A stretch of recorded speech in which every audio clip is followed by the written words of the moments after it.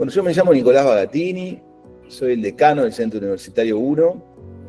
Para mí hoy es un placer darles a ustedes la bienvenida a un nuevo Ateneo abierto del centro. El Ateneo a las 2 de la tarde tiene 33 años de historia. Ha sobrevivido a viento y marea y desde hace unos años ya se ha abierto a la comunidad como una función más de la extensión académica y la formación del centro. Es una instancia que sostenemos desde su apertura, la sostenemos como parte de un compromiso de producción de conocimiento en salud mental. Hoy nos reunimos en un momento especialmente delicado para quienes trabajamos con adolescentes. La crisis de salud mental post-pandemia dejó una marca profunda en la comunidad, exponiendo además con crudeza algunas desigualdades en el acceso a los cuidados subjetivos. En el escenario adultocéntrico, la adolescencia se reveló como profundamente vulnerable y quedó claro que los afectivos, en particular la amistad, adquirieron una función vital de sostén y de transformación. Desde hace 3 años, además, un poquito tiempo después, junto a uno de los docentes o expositores de hoy, el Centro Universitario 1 desarrolló el Diploma en Salud Mental Adolescente, veo aquí también egresados, como un espacio de formación especializada para profesionales que trabajan en este campo. Esta actividad forma parte de ese trayecto, ¿no? Al mismo tiempo, preocupado por la comunidad desde el punto de vista asistencial, pero a la vez como productores de alrededor de un área en la cual el país adolece de formación específica. Además, el Ateneo de hoy y todos los Ateneos están inscritos en una iniciativa que se llama Uno para Todos. Nuestra intención, comenzamos el año pasado, nuestra intención es tener un programa que brinde psicoterapia gratuita a personas de escasos recursos.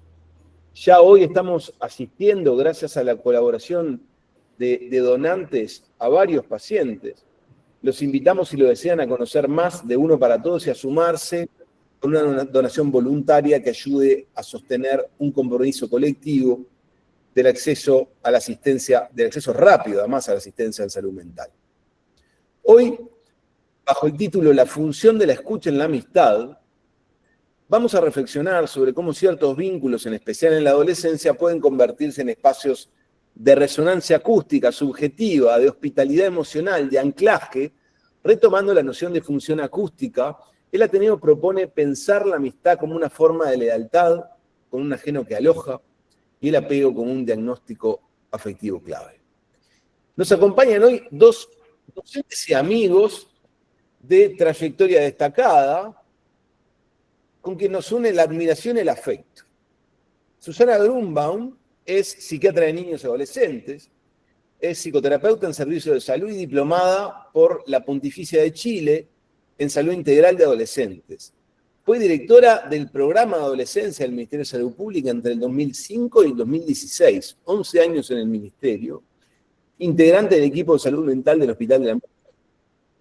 Trabajó en el programa de adolescentes de ACE y fue directora del Portal Amarillo. Actualmente además es docente en el Centro Universitario 1, directora de la carrera del Diplomado en Salud Mental Adolescente e integrante del Consejo Asesor de CODAGIC y consultora de UNICEF. Ignacio Rodríguez Perracchione, docente, magíster en Psicología Clínica, está diplomado en Estudios y Políticas de Juventud y fue becado como investigador en la Escuela de Psicoanálisis y Cultura de la Universidad Nacional de Colombia. Actualmente es también consultor en adolescencia y salud mental de UNICEF Uruguay. Así que, con gran entusiasmo, con gran gratitud, les cedo ahora la palabra a los expositores, esperando que para todos ustedes el espacio es un espacio de pensar, pero también de sentir juntos.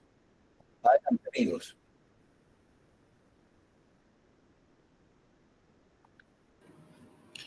Bueno, primero que nada, agradecer de, de gran forma la posibilidad de estar acá, es un gran placer. Algo de esto que decía Nicolás, de la amistad, me tocó compartir este espacio con Susana, con quien entiendo una persona que escucha y hospitalaria, ¿no? O sea, hay algo del hilo de lo que traemos que también tiene que ver con cierto hilo común, ¿no? O sea, encontrar una forma de entender la clínica y el trabajo comunitario con adolescentes que entiendo que hay unos puentes que unen, ¿no? Si les parece, la idea es que nos acompañe como a modo de hilo una presentación, sobre todo lo virtual es un gran potenciador de encuentros, o sea, favorece que estemos en lugares muy distantes, todos juntos acá, pero a veces genera algunas brechas, ¿no? O sea, que no lo da el cara a cara. Yo creo que la presentación, la idea es acortar un poco esa brecha, ¿no? O sea, que tenga un contenido visual, un contenido sonoro que acerque y que rompa algo de esa distancia del cuerpo a cuerpo. Así que pasamos a compartir la presentación, que va a ser un poco de guía. Igualmente por ahí podrán ver nuestras caras mientras vamos avanzando. Ahí comparto. Bueno, por ahí ven el tema que nos trae, ¿no? Acá, que es la función de la escucha en la amistad, como decía Nicolás. Nacho, todavía no lo vemos, ¿eh? ¿Todavía no lo ven? No, ahora recién está viniendo. Ahora bien, perfecto. Ahí va. Bien, genial. Eso. Ahí estamos, ¿eh? Bien, está bueno tener en cuenta que capaz que tenemos unos segunditos de delay entonces en la presentación. Bueno, como les decía, ahí vemos el tema que nos trae, que es la función de la escucha en la amistad. Creíamos con Susana cuando hace más de 2 meses, compartiendo alguna tarea común, sobre todo desde UNICEF, surgía la idea de pensar este Ateneo y de ocupar este espacio desde este lugar. Y nos invadía la idea de pensar algo creativo en relación al tema de adolescencia, a veces abordado desde la repetición de algunas temáticas, ¿no? Entonces pensábamos, bueno, ¿qué se puede pensar de creador o de novedoso en relación a la categoría de adolescencia, ¿no? Y ahí entendíamos, hoy va a ser un ejercicio de pensamiento en relación a la amistad, pero cierto elogio a la función de la amistad también, de una reivindicación de la función y el rol de la amistad en el pasaje adolescente, que entendemos sumamente necesario para pensar las políticas en salud mental. De hecho, una de las cosas que hablamos en lo previo con Susana es que necesitamos políticas de la amistad, en el sentido de un trabajo comunitario y clínico que entienda la función de la amistad y la paridad en la adolescencia como algo crucial y trascendente. Y bueno, eso va a ser un poco lo que nos va a acompañar. Tenemos varios segmentos, decidimos armar como se arma una ópera, ¿no? Vamos a tener un preludio o una obertura que va a ser un poco aclarar de qué hablamos nosotros cuando hablamos de adolescencia, porque cada quien habla de la adolescencia que entiende, o de la adolescencia que leyó, o incluso de la adolescencia que transitó, que eso está bueno también explicitarlo, de que hay algo de hablar de la adolescencia que tiene que ver con hablar de esta adolescencia, pero también de aquella, ¿no? Hay algo de un ida y vuelta. Este índice nos lleva un poco al recorrido que vamos a hacer. Primero, a pensar esto, ¿de qué hablamos cuando hablamos de adolescencia? Segundo, ¿de qué hablamos cuando hablamos de amistad y adolescencia? En el primer movimiento, amistad. En el segundo movimiento, Susana se va a explayar sobre el término apego y traer al término apego, a veces ligado a las primeras experiencias infantiles, a ese vínculo con pares y a lo que transcurre y pasa a nivel de la adolescencia. Después un tercer movimiento que tiene que ver con hospitalidad, que es un término necesario y urgente en nuestra época. Y vamos a cerrar con un cuarto movimiento que tiene que ver con la escucha, para así lograr responder algo de esta pregunta, por lo menos en cierto ensayo, de qué función tiene la escucha en la amistad. Así que vamos a hacer ese recorrido entre adolescencia, amistad, apego, hospitalidad y escucha. Si les parece, empezamos con esta gran pregunta, que es ¿de qué hablamos cuando hablamos de adolescencia? Porque hay adolescencias y también hay perspectivas teóricas, clínicas y sociales distintas para la adolescencia. Así que la idea era introducir brevemente, porque asumimos que quienes les toca estar hoy acá y eligen estar hoy acá, seguramente tienen recorridos comunitarios, educativos, sociales, clínicos, que con las adolescencias y de cierto trabajo con las adolescencias. La idea de arrancar con una frase, van a ver que el Ateneo está estructurado en que hacemos como una especie de apertura, a veces cercana a la literatura, después entramos a la teoría más fría pero contundente, y cerramos con alguna viñeta que nos haga pensar y que nos ponga a reflexionar. Como apertura, hoy traíamos un fragmento bellísimo de una novela que se llama Las Vírgenes Suicidas, que es de Jeff Eugenides, que transcurre mientras una de las adolescentes, Cecilia, está internada en un hospital por autolesiones. Y dice así, mientras espera que le den el alta del hospital, el médico le pregunta a Cecilia cómo fue capaz de intentar cortarse a su tierna edad. Y le pregunta, ¿qué haces aquí, cariño, si ni siquiera estás lo suficientemente grande para saber lo dura que se pone la vida? Cecilia, con la tranquilidad de quien revela lo evidente, contesta, obviamente, doctor, usted nunca fue una niña de 13 años. Desde ahí intentamos pensar la adolescencia, reivindicando algo de esa experiencia creativa y angustiante que implica el hacer adolescente. La adolescencia la entendemos como un periodo de pasaje, de creación, de angustia, y cuando traemos la palabra angustia es reivindicando que en la adolescencia se disfruta y se sufre, y que casi nunca hay adolescencia exenta de sufrimiento, que no tenemos que borrarlo sino saber acompañarlo, ¿no? Por eso reivindicamos tanto esto de la adolescencia como pasaje, como creación, como angustia y también como búsqueda de autonomía. Entendemos que la adolescencia tiene movimientos de reedición y de inauguración. Hay cosas que se reeditan, esa infancia que quedó atrás se pasa a reeditar, y otras cosas que se inauguran. Empieza a haber un movimiento inaugural muy profundo de cosas que son enteramente novedosas para esa trayectoria vital. Entendemos que implica asimilar que al niño o la niña que se fue, inventar el adolescente que se está haciendo e imaginar por momentos el adulto que se será.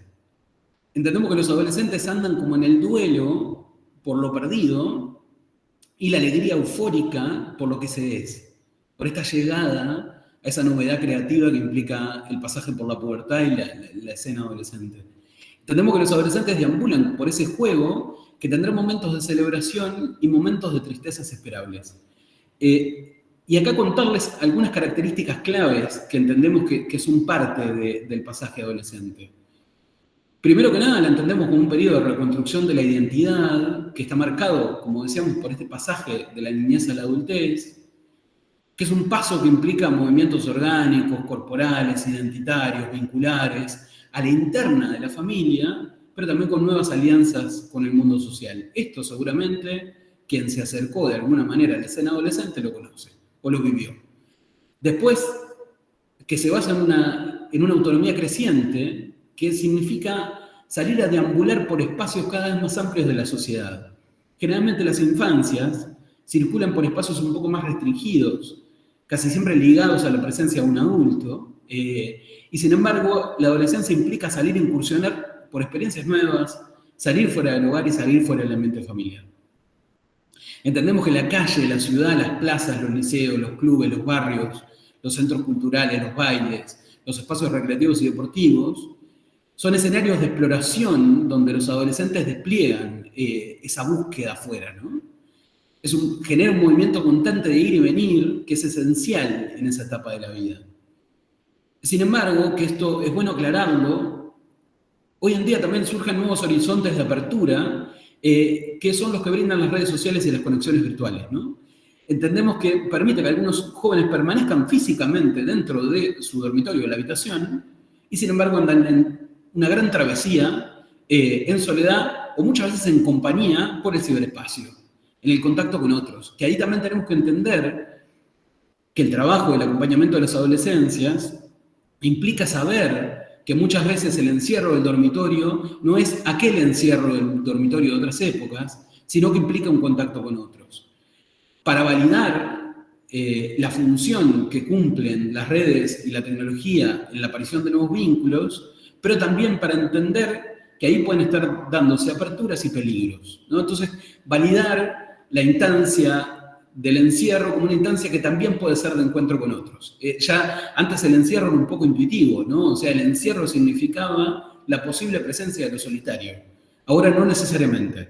El estar adentro del cuarto puede significar necesariamente un gran contacto con otros. Lo que pasa es que eso implica leer las texturas y la singularidad de cada situación. Y por último, entendemos que cuando la adolescencia se instala, la familia sigue siendo un pilar fundamental para quienes la tienen, oficia como un refugio valioso que arropa, pero sin embargo, el protagonismo principal de esta etapa recae en los amigos y amigas y en el grupo de pares, quienes se convierten en un eje central de sus intereses, funcionando como un vital apoyo fuera del hogar, con el que recorren ese camino de crecimiento y descubrimiento. Entonces la idea, en este preludio, en esto anticipado, era explicarles un poco de qué hablamos cuando vamos a hablar de adolescencia. Bueno, en líneas simples, tiene que ver un poco con esto. De esta adolescencia hablamos. De la adolescencia que incorpora a veces la angustia, que incorpora una reconstrucción identitaria, que incorpora una creciente autonomía, que implica salir fuera de casa o encontrar en casa lugares que me lleven al mundo exterior, y la función de la amistad como algo trascendental.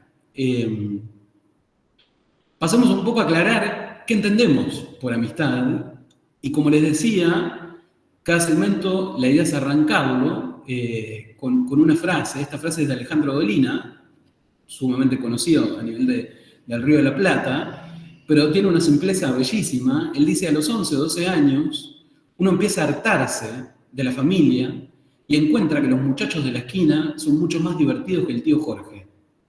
Durante más o menos una década, nadie estará más cerca de nuestro corazón que esos muchachos. Y si uno quiere aprovisionarse de amigos, debería hacerlo en ese periodo, después será demasiado tarde. Más allá de los matices que podemos tener con la frase final de Dolina, no sé, después Susana dirá si está de acuerdo con que esto que después sea tarde. Yo creo que puede haber construcciones de paridad y de amistad fuera del escenario adolescente. Sí hay algo en la poesía certera, en este caso de Dolina, que dice: los muchachos de la esquina pasan a ser mucho más divertidos que el tío Jorge. Se empieza a encontrar ahí que algo del lazo con pares empieza a otorgar algo distinto a lo que es la estructura y la monotonía familiar. Se empieza a encontrar algo, una especie de creación, de algo de la novedad. Parte esta foto, es una foto de Susan Meiselas, que es una fotógrafa de la agencia Magnum, que es una agencia internacional de fotografía. Ella era una fotógrafa de guerra que vivía en Nueva York, se asentaba generalmente, pero hubo una temporada que tuvo que quedarse en su casa, entonces agarró la cámara y solía hacer retratos de los adolescentes. Tiene un libro que se llama Prince Street Girls, que salió a fotografiar amigos que jugaban en esta calle que se llama Prince Street, que es más o menos ahí cerca de Little Italy, Chinatown, ahí en Nueva York. Ella salió por los barrios a retratar esta escena, y hace esta escena de un grupo de adolescentes con su perrito. Entendemos, y queremos como dejar con cierta claridad en este primer movimiento, que en la adolescencia misma, los vínculos de amistad son espacios fundamentales de resonancia, que después aclararemos, cuando hablemos de escucha sobre todo, qué entendemos por resonar. Porque hay algo, sobre todo viene de este autor, Brandon Lebel, de el sonido tiene un aspecto fundamental. Y la idea es que sea un recorrido de un Ateneo, algo sonoro. Y él dice, bueno, los amigos son lugares de resonancia, ¿no? De encuentros con pares capaces de escuchar, de alojar y de comprender. Entendemos que estos amigos acompañan la crudeza y la alegría de transitar por lo adolescente. Hay algo de esa función de la tribalidad adolescente que es absolutamente significativa. Entendemos que la amistad es una construcción de lealtad e intimidad con un ajeno hasta hace un rato tal vez desconocido que ahora aloja. que esto lo retomaremos en el capítulo de hospitalidad, pero es bien importante entender el vínculo de peso y significancia que se construye con alguien quien capaz que hace unos meses atrás ni siquiera se lo conocía.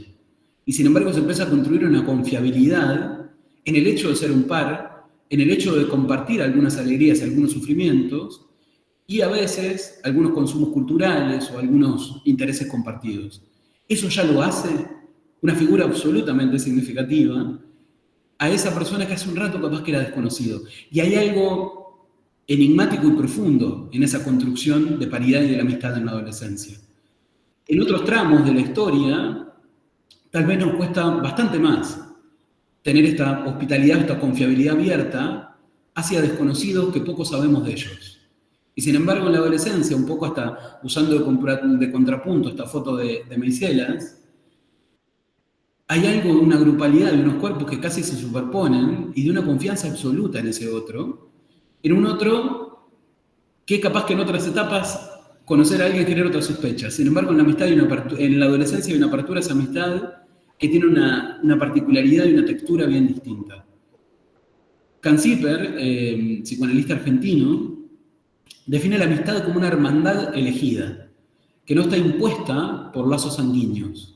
Y ahí hay una distinción clave, ¿no? Es de las primeras veces que empezamos en la infancia se da, pero en la adolescencia con otra potencia, que empezamos a construir una vincularidad, fue la de la ligación sanguínea. Ya no es el lazo sanguíneo lo que produce el vínculo, sino que es una confiabilidad que está fuera de ese lazo. Para Canziper, la amistad es primordial durante todas las etapas de la vida, pero dice fundamentalmente durante dos: la adolescencia y la vejez. Él entiende que ahí hay dos etapas que son clave: la presencia de unos pares que acompañan y que hagan un poco más liviana la experiencia de lo solitario, la experiencia de la soledad. Entendemos, con Susana, desde que lo pensamos, que la adolescencia genera una oferta fuera de lo familiar que hace a la amistad un lugar clave en el sostén afectivo e identificatorio y que tiene una importancia crucial en la salud mental de adolescentes y jóvenes. Que quienes trabajamos con adolescencias deberíamos validar algo de la función de apoyo y de sostén que genera el vínculo con pares en la trayectoria adolescente. Hay una filósofa argentina, Virginia Cano, que durante la pandemia, cuando bastante nos lamentábamos por la distancia con nuestros vínculos familiares, ella saca un artículo en la revista Anfibia, argentina, que se llama algo así como El cuerpo que teníamos, o Los cuerpos que teníamos, donde ella se pone a hablar en un contexto donde estábamos entre el quédate en casa y cómo hacer para construir una burbuja que nos permita ver algunos, casi siempre esa burbuja compuesta por figuras del lazo familiar. Ella reivindica un poco de, bueno, no nos olvidemos que también acá hay un gran dolor que implica el no poder ver a nuestros amigos.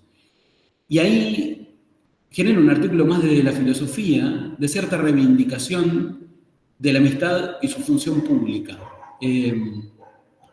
Ella dice, a diferencia de la lógica de construcción familiar, que regula con cuidado las pertenencias y las exclusiones, o sea, quién es parte y quién no, muchas veces ligado a lo sanguíneo, otras veces no tanto, pero sí hay claro quiénes son los que pertenecen, quiénes son de adentro y quiénes son de afuera, ¿no? Hay algo de esa frontera que en la familia es mucho más clara. Ella dice, sin embargo, las amistades prosperan en la versatilidad de contactos, residencias y azares. Uno sabe quién es su amigo, pero no es tan clara la frontera de por qué debería serlo y por qué no. Ella dice, navegan las amistades, gustosas por esos umbrales que se producen en el contacto de los cuerpos, allí donde se anuda el espacio de lo íntimo con lo potencialmente vasto de lo público, allí donde el bar, la calle, el club, la noche, el partido, las marchas, las canchitas de las plazas, el taller y los centros culturales son moradas provisorias y productivas de nuestras redes de afecto, de nuestro tiempo de risa y de duelo compartido.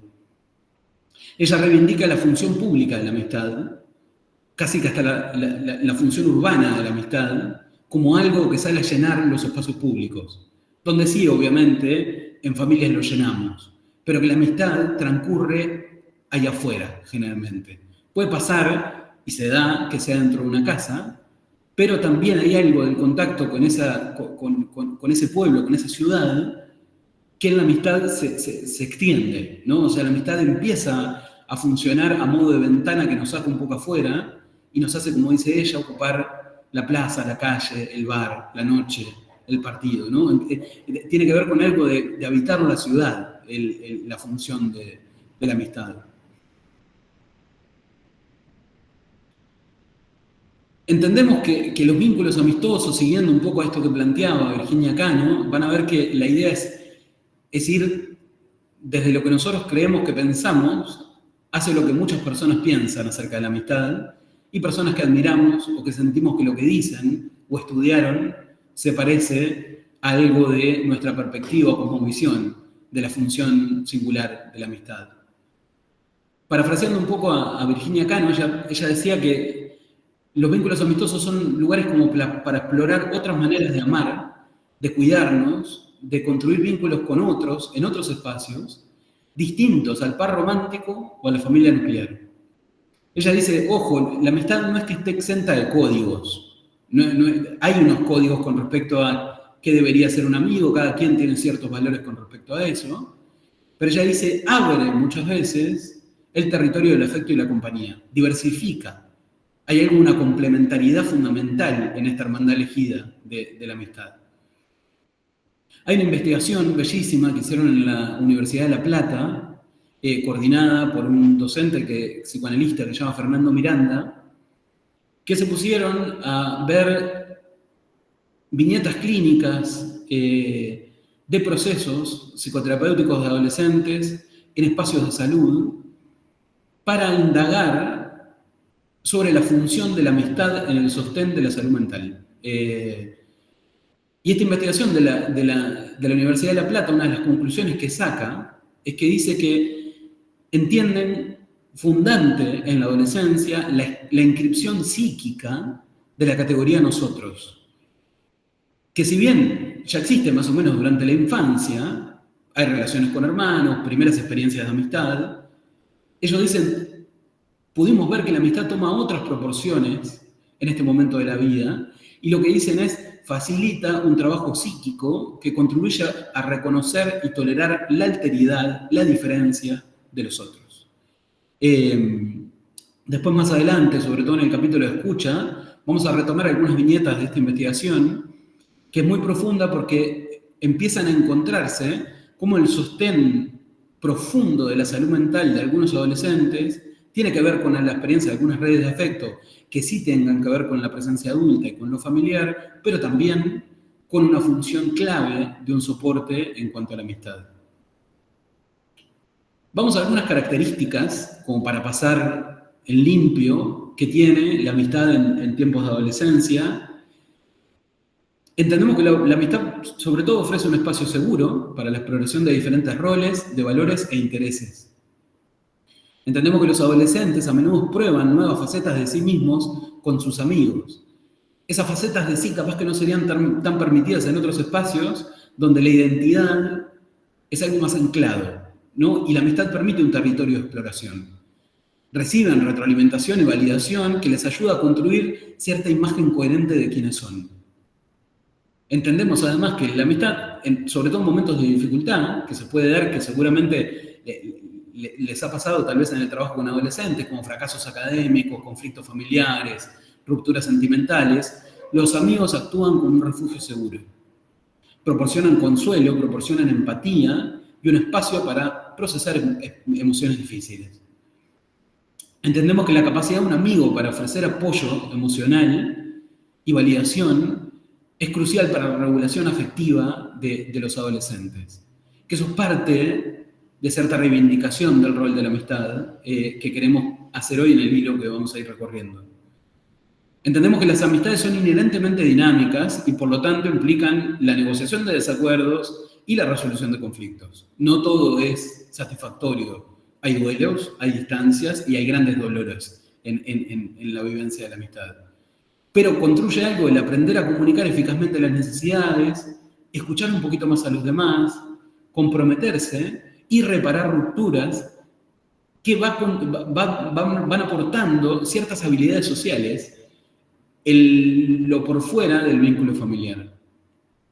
Fundamentalmente, entendemos que esas habilidades sociales se perfeccionan con los amigos. Son una puesta a prueba de esta habilidad para escuchar, para reparar, para hacerse cargo de los errores, para estar ahí cuando el otro necesita un soporte. Y lo clave, que esto lo hicimos un poco siguiendo autores que vienen trabajando, sobre todo la adolescencia, la amistad y cierta perspectiva de apego. Ahí tienen nombres de algunos autores por si quieren continuarlo después, son Allen, Larsen y Bukowski, Collins y Larsen, son autores que vienen trabajando mucho esta función de sostén y amparo de la amistad. Y una de las cosas que traen es que estas habilidades son transferibles a otras relaciones interpersonales a lo largo de la vida. O sea, hay algo de ese aprendizaje de la escena familiar, del primer desarrollo infantil que es clave, pero hay algo de ese otro aprendizaje, de esa reedición, de ese empezar a aprender a construir unas habilidades sociales con otros, en donde la amistad cumple un rol fundamental. Y por último, entendemos que los amigos y amigas a menudo participan en cierta corregulación emocional, ayudan a corregularse. Se comparte y procesa mutuamente estados afectivos. Esto puede implicar desde simplemente estar ahí, que un amigo esté ahí, en un cuarto, en la plaza, por un mensaje, hasta ofrecer consejos y perspectivas diferentes para manejar situaciones estresantes o angustiantes, ¿no? Que esto como para pasar en limpio de ese rol de la amistad en contexto de adolescencia. Como para que entiendan algunas funciones que para nosotros nos parecen importantes, que después veremos cómo más adelante la idea es generar una apertura a cierta participación, donde capaz que nos vayan contando cuánto de esto resuena, cuánto de esto no, cuánto de esto hace sentido, cuánto de esto les parece lejano o no les parece que lo compartan, ¿no? Entendemos que la amistad en la adolescencia es una nueva forma de amor que incluye estar disponible, sobre todo como a la cercana extrañeza de los otros. Que además, por un rato, capaz que no eternamente, porque la amistad adolescente es bueno aclarar que no siempre es eterna, se van a hacer íntimos y muy próximos. Es como un acto de fundación de apertura, que abre las puertas de una casa y nos dirige como al extramundo, nos saca hacia la afuera a empezar a probar una capacidad de vincularidad y relacional con otros. Entendemos que es un ejercicio como mínimo de libertad que habilita algo muy importante, que tiene que ver esto con la hermandad elegida, habilita un elegir amigos y dejarse elegir por amigos. Que hay algo de ese movimiento que a nivel psíquico es muy importante a nivel de la adolescencia. Y ahí se va a elegir quiénes serán por un tiempo compañeras y compañeros de viaje, de ese viaje que implica el pasaje adolescente. Algo que tiene que ver mucho con esto, la palabra compañero, del latín, es como muy significativo el origen etimológico que tiene. Compañero, que es de donde se desprende la palabra compañero, significa el que come el pan contigo. Y que lo pensábamos que algo de eso define la amistad en la adolescencia. Hay algo de compartir ese pan, el pan en el sentido literal, pero también el pan en el sentido de la vivencia, ¿no? Esto de compartir con otros algo de lo que se está viviendo. Y que ese otro tenga una función psíquica de acompañamiento, sostén, duelo, angustia en ese proceso.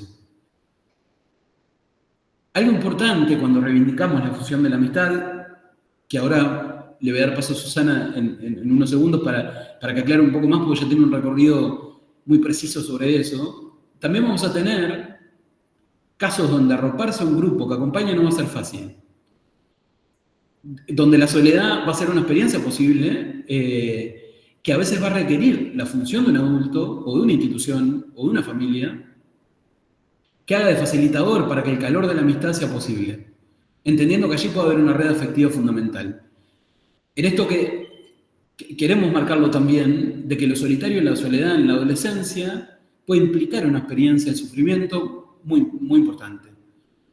Y que trabajar en parte desde ciertas políticas de amistad significa validar el rol que los pares cumplen para estar atentos a experiencias de malestar, sufrimiento profundo de lo solitario. Yendo un poco a Winnicott, entendemos que la capacidad de estar a solas puede ser un acto de salud y creatividad fundamental. Algo de la posibilidad de aprender y vivenciar el estar a solas es estructurante a nivel psíquico y posibilita algo de una vida creativa. Pero algo de lo que queremos dejar en claro, que lo solitario debería ser una elección y no una condena. Tenemos que estar atentos en los casos donde no hay una elección por un estar a solas, no es una capacidad de estar a solas, sino simplemente lo solitario porque se ha impedido la posibilidad de construir vínculos de amistad con otros. Hay una psicoanalista francesa, Catherine Millot, que ella dice que la soledad más apacible es aquella donde el otro está presente y no nos pide nada. Que esa es la soledad más disfrutable. Pero es muy preciso lo que aclara. El otro tiene que estar presente. Presente no necesariamente físicamente, pero disponible. Lo solitario tiene que ver cuando no hay un otro disponible, y en el caso de la amistad y la adolescencia, cuando esos pares no existen. Y algo de eso puede ser vivenciado desde la calma, o también puede ser vivenciado desde un sufrimiento insoportable. Entonces también poner el foco, cuando hablamos de amistad, en aquellas experiencias donde el vínculo con pares tal vez no es tan posible. Y cómo poder, que después veremos qué nos comentan acerca de eso, desde el rol adulto, facilitar y entender que hay una función psíquica que no está teniendo presencia, y qué podemos hacer para facilitar o producir que esos vínculos de amistad tal vez emerjan. Y ahora le doy paso a Susana, que va a traer algo de un trabajo estadístico justamente sobre adolescencia y soledad. Sí, buenas tardes. Gracias, Ignacio, por esta primera parte. Esto es muy breve porque en realidad no queremos interrumpir lo que es un recorrido muy desde lo afectivo y la intimidad con una frialdad de números.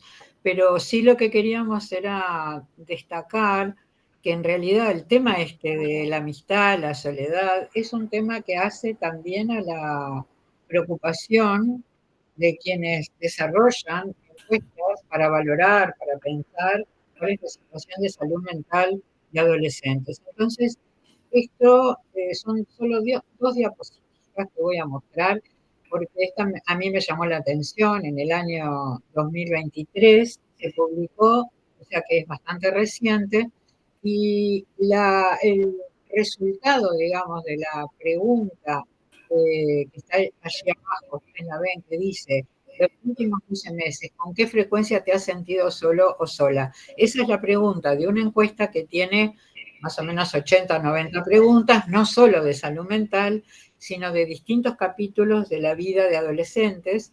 Esta encuesta ustedes la pueden encontrar publicada, se llama EMSE, EMSE, o en inglés ESHS, y se realiza en muchos países. Entonces hubo un equipo que tiene que ver con esta publicación que tomó esta pregunta de la encuesta de 70 países y entrevistó a 240.000 adolescentes entre 13 y 17 años.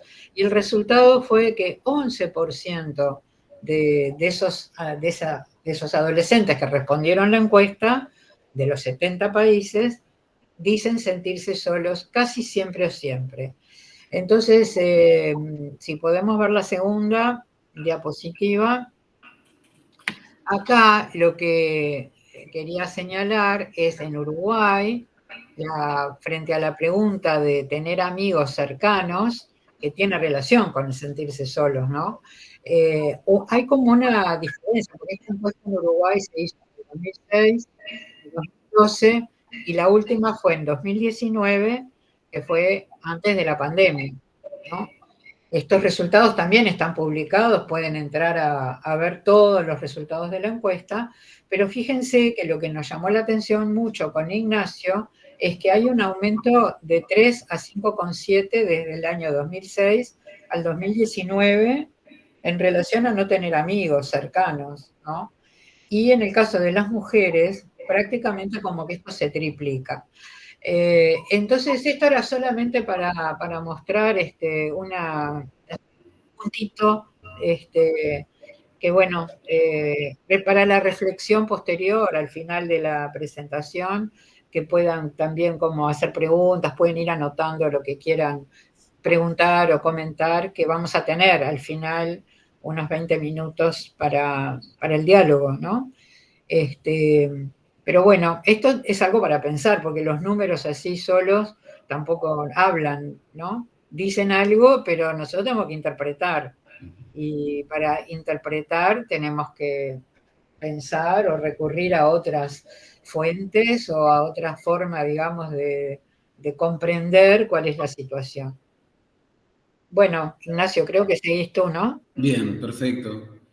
Sí, la idea justamente eso, ¿no? Y ahora la idea es cerrar el capítulo de amistad para después darle paso a la parte de apego con Susana, que algo de esto tiene una riqueza importante, porque hay una psicoanalista argentina, Sara Lediña, que escribe un artículo académico sobre la amistad que se llama Una paridad en diferencia, que parte de la pregunta surge a partir de esto estadístico anterior, pero más en su estadística clínica, ¿no? O sea, en esas verdades de consultorio que van apareciendo, donde ella se empezaba a encontrar con unos adolescentes a los que les costaba construir vínculos de amistad. Así que la idea es cerrar este capítulo de adolescencia y de amistad con esta viñeta que ella trae, que dice: durante el ejercicio de mi práctica clínica, pude observar el enorme sufrimiento que manifestaban algunos pacientes de diferentes edades, en su mayoría varones,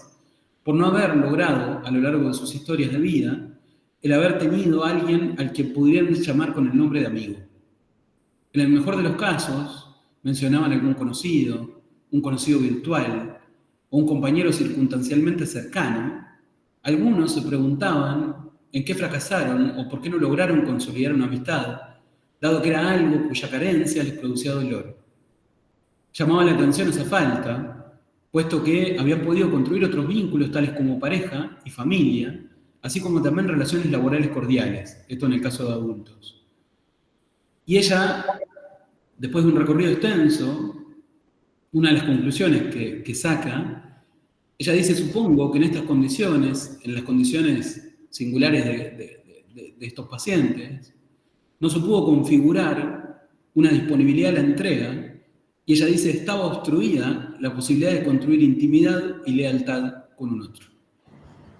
Esto no significa, que es lo que importa de la singularidad clínica, de que la verdad singular se haga verdad plural o universalizable, ¿no? Esto es parte del recorrido que ella hace, que eso no significa que dialogue directamente con la estadística anterior. Sí tiene un hilo, ¿no? Donde, bueno, ¿qué pasa con esa experiencia de soledad en la adolescencia? ¿Qué pasa con aquellas personas que no pueden construir un vínculo con pares o con otros? ¿Qué pasa con esa capacidad de construir esa intimidad y lealtad a un otro?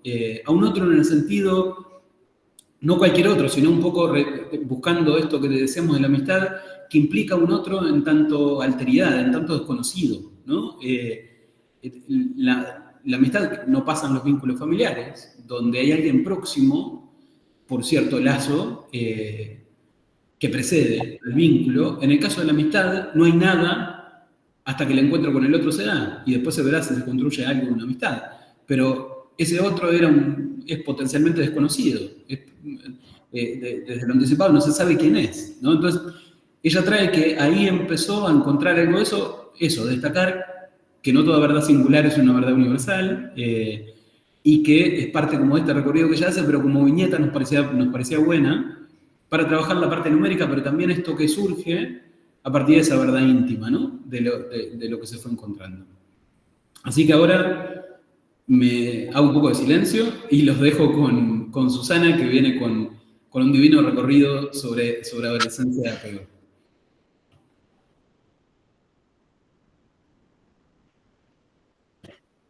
Bueno, nosotros vamos a ver ahora,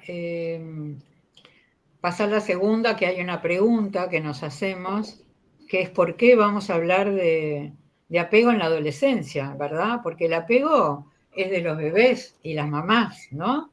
Eso hemos aprendido. Entonces, bueno, queríamos como colocar el tema para pensar, para la reflexión del apego en la adolescencia, porque encontramos que tiene como varias dimensiones o aristas que nos pueden como iluminar este pensamiento, este recorrido que estamos haciendo, por múltiples motivos que, bueno, no me quiero adelantar porque si no es como spoilear el tema, y no, la verdad que prefiero que sea como que vayamos todos pensando en esto, ¿no?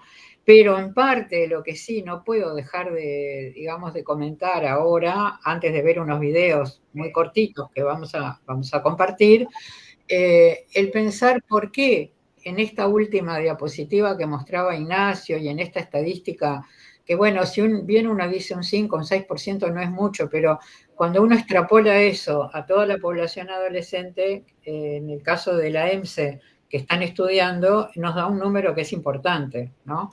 Entonces, bueno, puede ser, si tenemos 10.000 adolescentes, 15.000 adolescentes en el país que se sienten que no tienen un amigo cercano, nos empieza a importar, ¿no? Ese número, digo, de cifra absoluta.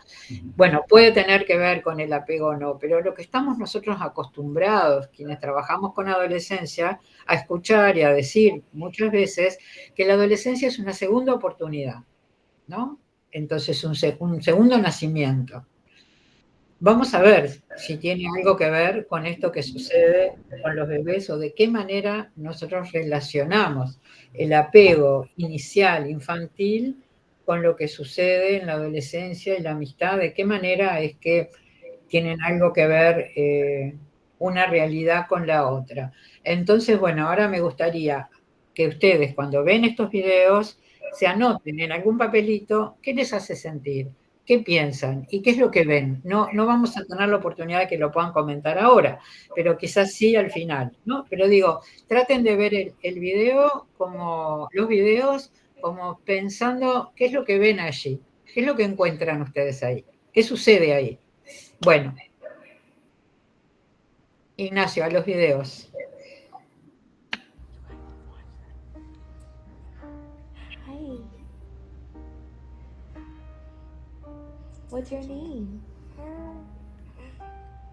I'm your mom. You know that? You were in my belly. Yeah. You came out. I thought you were a boy. But you're a girl. I don't even know what to do with you.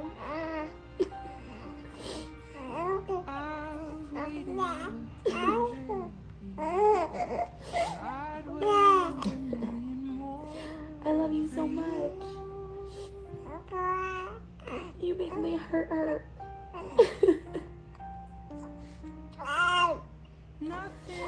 Right there, you make my heart hurt.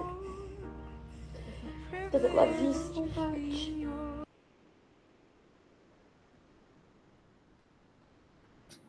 ¿Y qué me cuentas, Tomás? ¿A Bubu? Ah, ya. Oh, sí, eso. Y a Gu.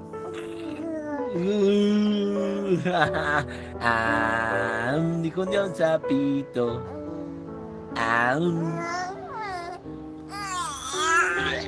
Sí. Agu. Agu. Agu. Agu. Muy bien, me gusta. Sí, saca la lengua. Él aprende todo.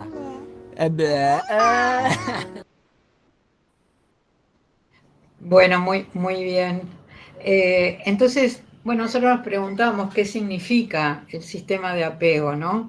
Porque nosotros hemos visto estos bebés que en realidad, bebés y mamá y papá, me gustaba poner también un papá, porque siempre hablamos de las madres, la diada madre-bebé, pero también es muy importante ahí el papá, ¿no? Hablando con su bebé. Entonces, digo, yo creo seguramente ustedes van a notar también y compartimos estas cuestiones, ¿no? Como que, bueno, ahí hay una mirada, hay un sostén, hay palabras, hay atribuirle al otro una intención que, por supuesto, la mamá cuando habla con su bebé está creando, está imaginando un diálogo, pero que es un diálogo que ella se representa y que tiene que ver con algo que enseguida en unos minutos vamos a ver, que es la experiencia de ella y su propio vínculos de apego infantil y cómo se los representa, que ese es uno de los elementos o núcleos principales que va a tener que ver con la construcción también, la posibilidad de la construcción de vínculos de amistad, ¿no? Pero entonces se ve algo también que tiene que ver con el ritmo, y esto también va a tener que ver con la escucha, si prestamos atención, porque ustedes vieron que hay como una espera. Uno habla, ¿no? El adulto habla y el bebé responde, ¿no? Y luego el papá o la mamá, que esperan la respuesta del bebé, luego siguen ese diálogo. Entonces, eso puede ser interpretado de muchas maneras. Podemos verlo como la reciprocidad en el intercambio, que es una parte central de los vínculos humanos y fundamentalmente en el vínculo de apego y la creación de lo que llamamos un vínculo de apego seguro. Entonces, creo, capaz que soy repetitiva en esto, todo el mundo conoce lo que es el sistema de apego, que ahora, bueno, vamos a ver, que ponemos la próxima, a ver si están, ahí va. Esa me gusta mucho el comentario, la frase, la definición de Bowlby, ¿no? Que dice, consideramos esencial para la salud mental que el bebé y el niño pequeño experimentan una relación cálida, íntima y continuada con la madre o el sustituto materno, en la que ambos hayan satisfacción y goce. Y eso también es muy importante, porque el apego no es la conducta de apego que sí tiene que estar, ¿no? El handling, el holding, del que hablaba Winnicott, que tiene que ver con todos los cuidados físicos, porque bueno, recordemos que un bebé humano no puede sobrevivir si no hay alguien que lo cuide, ¿no? Aquella frase famosa de Winnicott, no existe algo así como un bebé, ¿no? Si no hay una madre o alguien. Bueno, todas esas conductas que tienen que ver con lo innato, lo biológico y la necesidad de sostén, que también capaz que conocen ustedes las experiencias de Harlow, de una experiencia que se hizo antes de Bowlby, ¿no? Con monos, donde se le ponía a unos monitos chiquitos una estructura de alambre con un biberón y otra estructura que tenía estopa y frazaditas. Y bueno, los monitos sí iban a comer, pero enseguida se iban a la otra, ¿no? A la que tenía lo cálido que recordaba o parecía los pelos de la mamá, ¿no? Entonces hay una necesidad innata biológica de acudir a una fuente de seguridad. Eso es el sistema de apego, tiene que ver con la construcción de una base segura. Y eso es lo que estos autores, después de Bowlby, también Mary Main, junto con Ainsworth, que no la puse ahí, pero también está, y luego Peter Fonagy, todos trabajan en torno a la idea de la base segura. ¿Para qué es la base segura? Bueno, es para salir a explorar el mundo, porque cuando hablamos de sistema de apego, hablamos de una sensación de seguridad y un deseo de alejarse para conocer el mundo alrededor. Y esto se ve muy gráficamente cuando los bebés empiezan a gatear, ¿no? 6, 7, 8, 9 meses empiezan, gatean y cada vez se van más lejos, pero en algún momento vuelven, ¿no? Vuelven como para recargar nafta, afecto, comprobar, mamá está ahí, papá, figura que cuida, y después vuelven a irse, ¿no? Entonces esa ida y venida es lo que va también construyendo seguridad hasta que en algún momento, bueno, se puede estar solo, porque internamente, primero es solo en presencia de alguien y luego es solo, porque internamente se construyó ese otro que cuida, que está ahí y que da seguridad.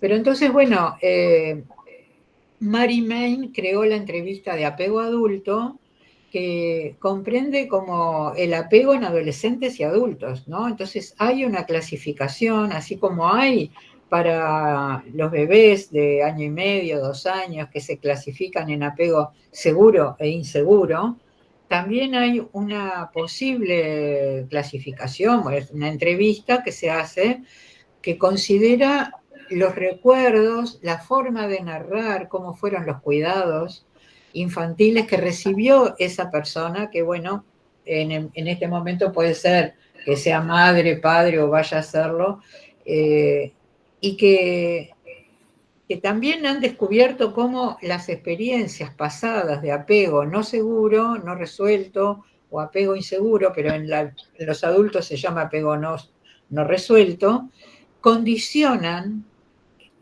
cómo va a ser la crianza de sus niños, ¿no?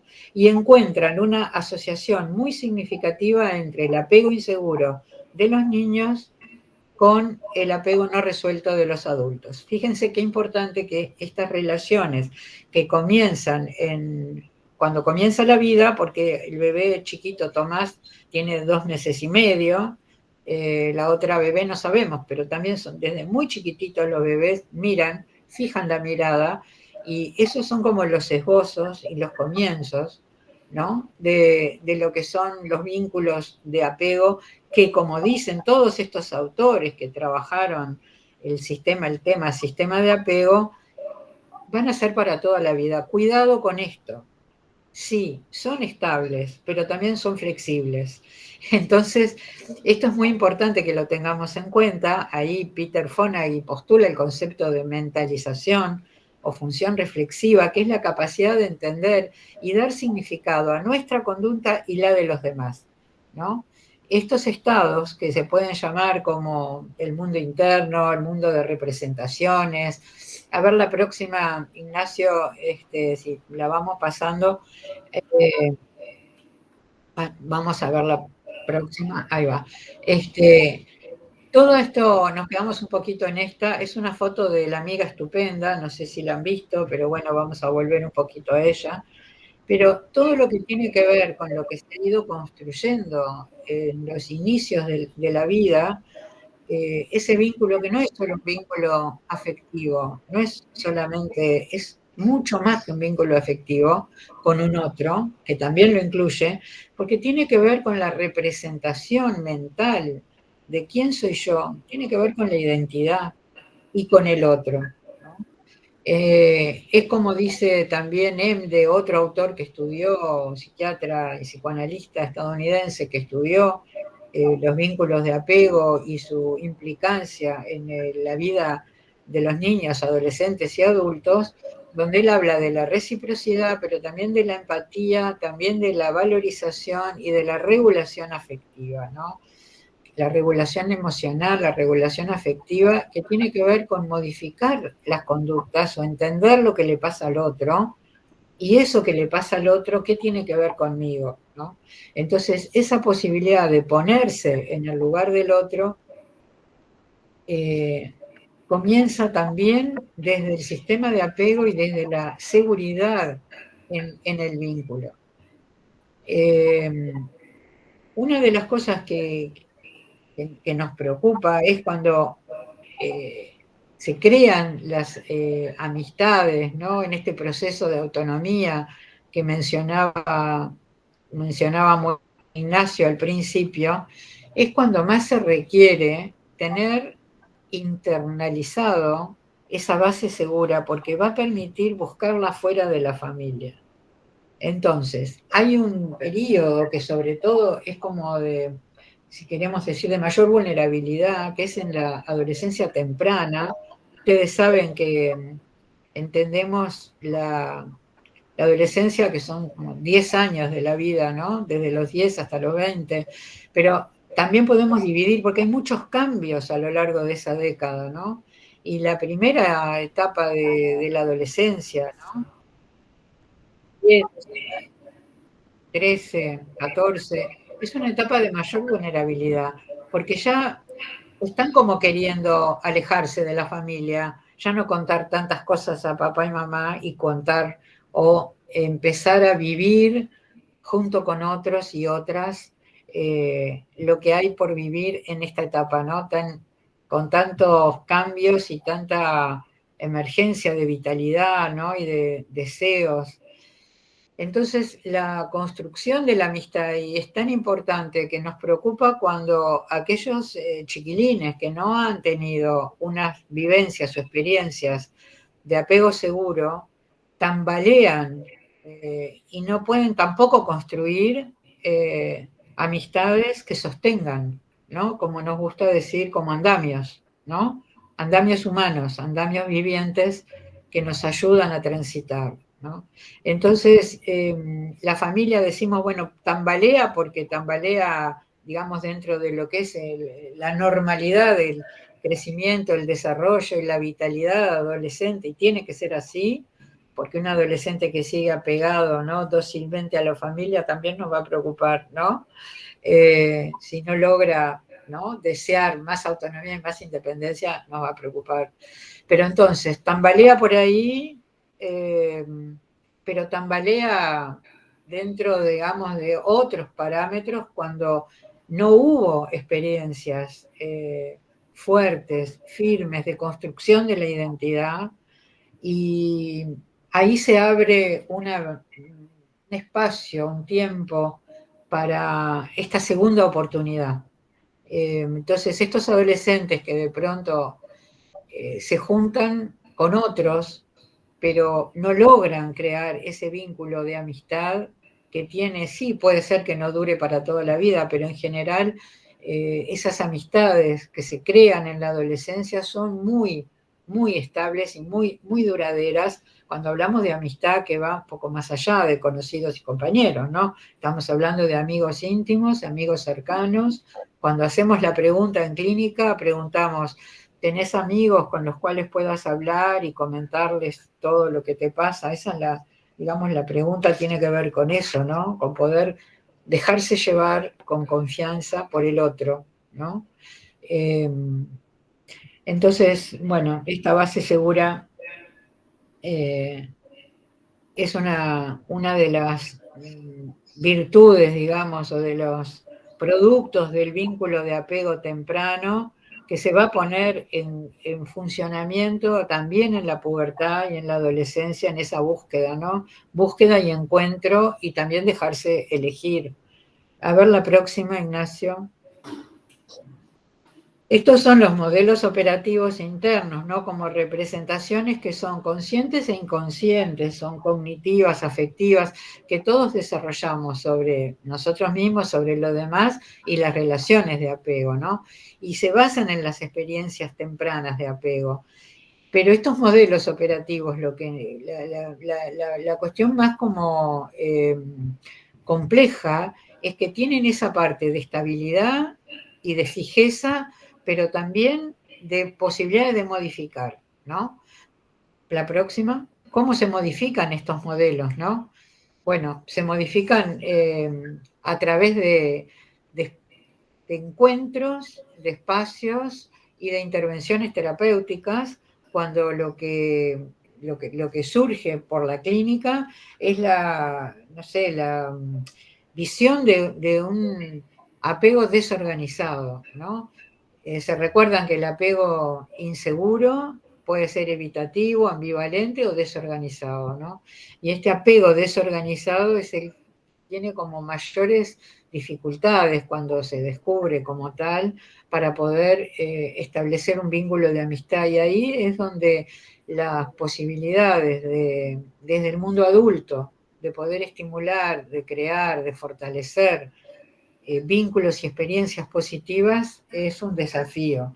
Hay algunos autores que plantean que se requieren muchas experiencias positivas para que estos modelos y representaciones mentales, donde el adolescente con este apego inseguro no se siente capaz, ¿no? De confiar en otro o de ser confiable, o lo que siente es, bueno, esto quieren algo de mí, ¿no? Eh, donde las dificultades tienen que ver justamente no, con la confianza, con la falta de reciprocidad, con la falta de empatía y el no encontrar su reflejo en el otro, ¿no? Entonces, ¿cómo hacer para que esta segunda oportunidad que mencionamos sea verdaderamente exista, ¿no? Y uno de los caminos, de las áreas que nosotros tenemos que pensar como adultos es de qué manera abrimos espacios para fortalecer estas experiencias positivas que una vez que se repiten como tales, pueden cambiar las representaciones mentales, ¿no? Esto tiene que ver con todo el desarrollo de la mentalización de Fonagy, que, bueno, como decíamos hace poco, una de las expresiones que creo que más representan esta alternativa es algo así como si la persona dijera, él piensa que yo pienso, por lo tanto existo. Es decir, el otro me da existencia en su mente, por lo tanto yo pienso y entonces existo. ¿Se entiende? Entonces es esto que suena como sumamente abstracto, cómo se desarrolla o cómo se puede desplegar desde espacios concretos, ¿no? De encuentro y de intercambio, ¿no? Cuando las experiencias infantiles fueron extremadamente negativas, que no dieron lugar al apego seguro.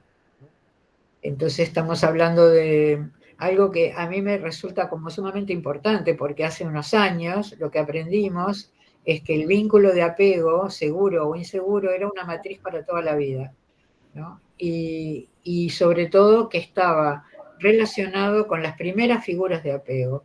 Y hoy en día, como por suerte se siguió investigando, lo que se sabe es que no hay una sola figura de apego, pueden haber varias en la vida de los bebés y de los niños pequeños, y el niño tiene un sistema o un vínculo de apego diferente con unos y con otros. Es decir, puede haber una abuela, un tío, una cuidadora que realmente ofrece un mundo posible para un apego seguro cuando las figuras principales, madre, padre, no están presentes o no están disponibles. Hablamos de disponibilidad emocional como parte, digamos, de lo que entrega el otro para ese vínculo de apego. Y desde la pubertad y la adolescencia, entonces, bueno, vuelvo a insistir, ¿cuál es cómo responder a ese desafío desde el mundo adulto de crear espacios que puedan ser para el encuentro y para el establecimiento nuevo de un vínculo o de un sistema de apego que permita crear un vínculo de amistad, no solamente por lo que vale la amistad, sino por todo lo que significa de estar en el mundo, ¿no? Entonces, ahí pasa la próxima, que es una recomendable novela, y también hay una serie, La amiga estupenda, no sé si la han visto, pero bueno, hay como varios momentos, ¿no?, en la construcción de esa amistad que sigue durante 4 tomos del libro.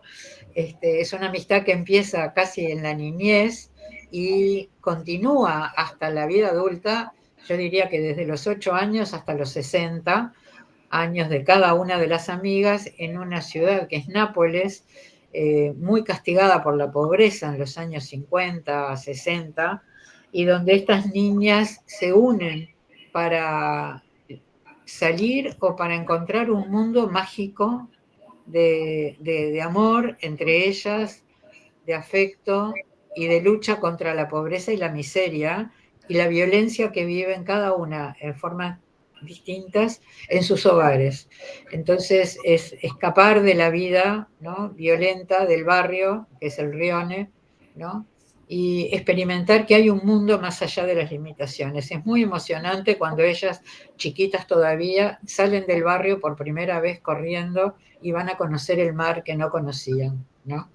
Y cuando dicen bueno, que no sienten ninguna nostalgia de la niñez, cosa que cuando nosotros, todos, algunos, quizás todos nosotros, podemos sentir recuerdos hermosos de nuestra niñez, Y estas niñas sienten que no tienen nada que recordar y que nostalgiar, porque su infancia fue de mucha violencia y de muchas dificultades, ¿no? Y hay una escena en la cual ellas, una de ellas tira la muñeca a un pozo que no lo pueden recuperar, y la otra también tira su muñeca, y es una manera de marcar como un ritual, parecería, ¿no? De compromiso y amor entre ellas y de ruptura con ese pasado.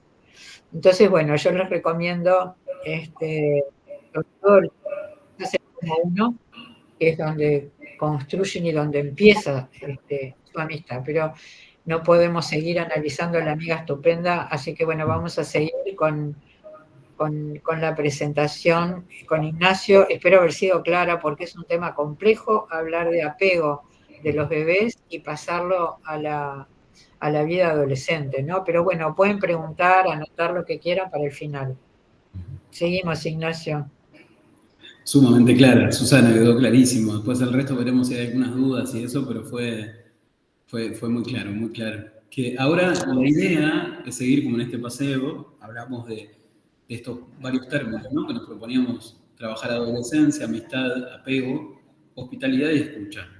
Nos vamos a este tercer movimiento que sería hospitalidad, que ahí nos vamos un poco a navegar fuera de los campos de lo clínico y vamos a recorrer algo del urbanismo o la arquitectura y una autora que sí viene del territorio clínico y después alguien que viene de lo educativo, entendiendo que la hospitalidad hay mucho escrito y que es un término necesario de ser repetido incesantemente, ¿no? Que para iniciar, hay un libro que se llama Hospedarse, de Francesco Careri, que es un arquitecto, que ha escrito varios libros, algunos sobre la experiencia de caminar, lo urbano, y tiene que ver con la hospitalidad, escribe como varias, él dice epifanías o cosas que le surgieron recorriendo diferentes lugares.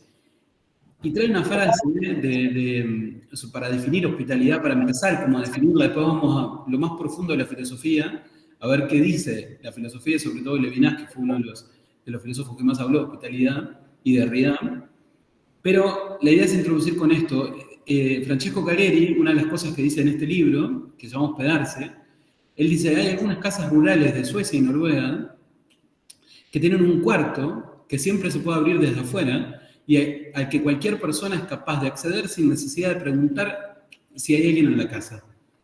Los hobos, así se denominan, están hechos para salvar la vida del frío extremo, es un espacio de hospitalidad y condicional.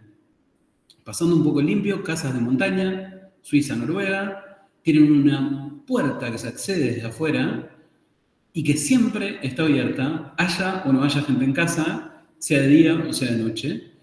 Y él define la hospitalidad a partir de esa escena, usando estas casas como, esa puerta de esas casas, como una metáfora de la incondicionalidad de alojar al otro.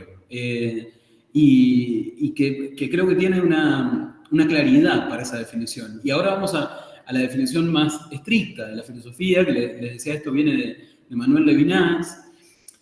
Levinas es un filósofo que escribió mucho acerca de la hospitalidad, tiene varios libros. Él concibe la morada, o el hogar, o el yo, como un lugar donde se ejerce la hospitalidad.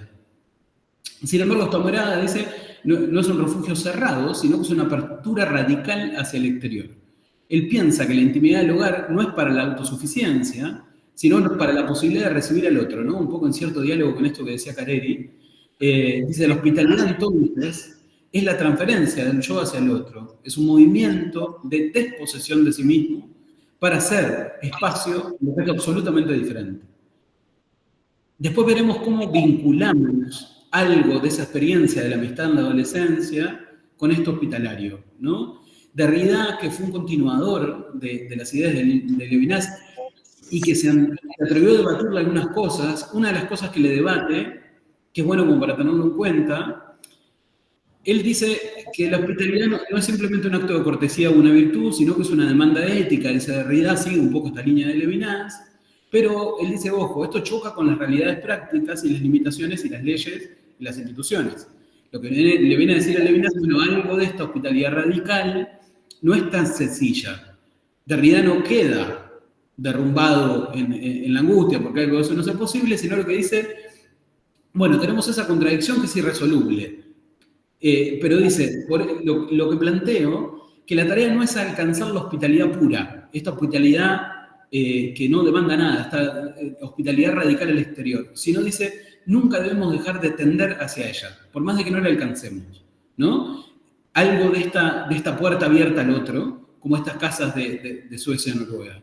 Donna Orange, que es una autora clínica, psicoanalista y filósofa, ella lleva ese concepto de hospitalidad de Levinas a la clínica y a lo psicoanalítico, y ella habla como de una responsabilidad infinita que surge ante el rostro del otro, ¿no? En lo clínico, fundamentalmente, pero que también puede tener que ver con los oficios sociales o los oficios de lo educativo, ¿no? Sobre todo ante el otro sufriente y vulnerable. Ella dice, tenemos que tener una responsabilidad infinita, ética, ante ese dolor, ¿no? Dice que la hospitalidad no debería ser una opción, sino una exigencia fundamental en el encuentro terapéutico y por extensión en la vida misma, ¿no? Hay cierta reivindicación de ese andar hospitalario, de poder tener esa puerta abierta, sobre todo ante el dolor y el sufrimiento del otro. Ella habla que puede haber una hospitalidad condicional, que pone como algunos requisitos, expectativas al huésped, al que llega, que no sería el caso de estas casas de montaña, y una hospitalidad radical, más en la línea de Levinas, que acoge sin condiciones previas, que recibe al otro, se atreve a recibir el dolor del otro. Ella entiende como la hospitalidad como una disposición ética casi que ineludible, que tiene que ver con la capacidad de responder al llamado al otro en la vulnerabilidad, priorizando la existencia y el bienestar. Ella lo que aclara es eso, ¿no? Sobre todo en lo clínico, pero también en los oficios sociales. Por su parte, Carlos Escliar, que es un pedagogo argentino, investigador también, él aborda la hospitalidad desde una perspectiva que él interroga la relación con la alteridad, o sea, con eso otro del otro, en el ámbito educativo y en el ámbito social. Para Escliar, para este autor, dice, la hospitalidad no es una mera cortesía, coincidiendo un poco con Derrida, sino es una forma de ser y de estar en el mundo que permite el encuentro con lo diferente sin anularlo. Dice, produce una conversación la hospitalidad, algo que aclara, no busca la asimilación, sino el encuentro con lo genuino, con una escucha atenta a lo que el otro tiene para decir, incluso con lo que desafía lo que pensamos, ¿no? Él habla de ese atreverse al encuentro con el otro. Es una invitación, él dice como que es una invitación a ponernos a escuchar y a sentir más allá de lo que sabemos y de lo que esperamos. ¿Qué tiene que ver este viaje por el urbanismo y la teoría filosófica acerca de la hospitalidad con la adolescencia y la amistad? Creemos que mucho, creemos que un montón, que hay algo de esa recepción al otro, de la amistad adolescente, que tiene que ver con un acto de hospitalidad radical. Sobre todo cuando se trata de un otro que sufre, que está en una experiencia de desamparo, que la vida se le ha puesto demasiado dura, donde hay algo de un alojar hospitalario a modo de esas puertas abiertas en la montaña, ¿no? Que es como tener una parte de la casa siempre abierta para que un otro, si está en una necesidad radical, pueda entrar.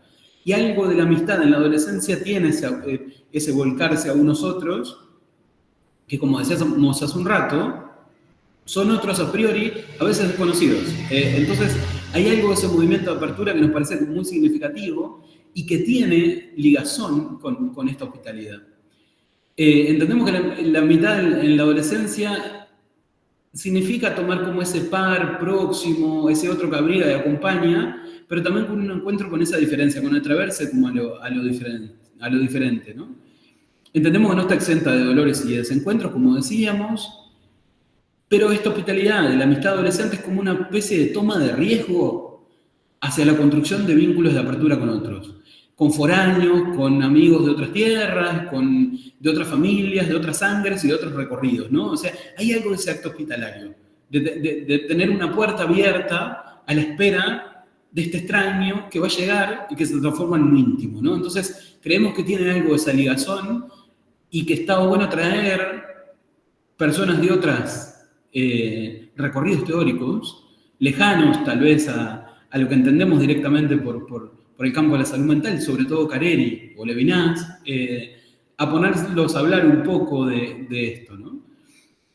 Para cerrar este fragmento más corto de hospitalidad y ya meternos de lleno en escucha, para no demorarnos, Donna Orange, esta psicoanalista que les decía que habla mucho acerca de la hospitalidad, y ella habla tiene un artículo sobre la bienvenida al otro sufriente, al otro devastado.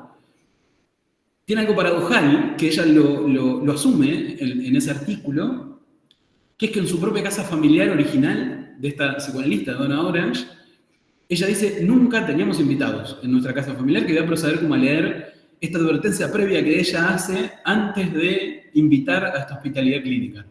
Dice, mi madre, ella misma huérfana y abrumada por sus 10 hijos, de los cuales soy la mayor, nos dejó claro a todos que nunca debíamos traer otros niños a casa.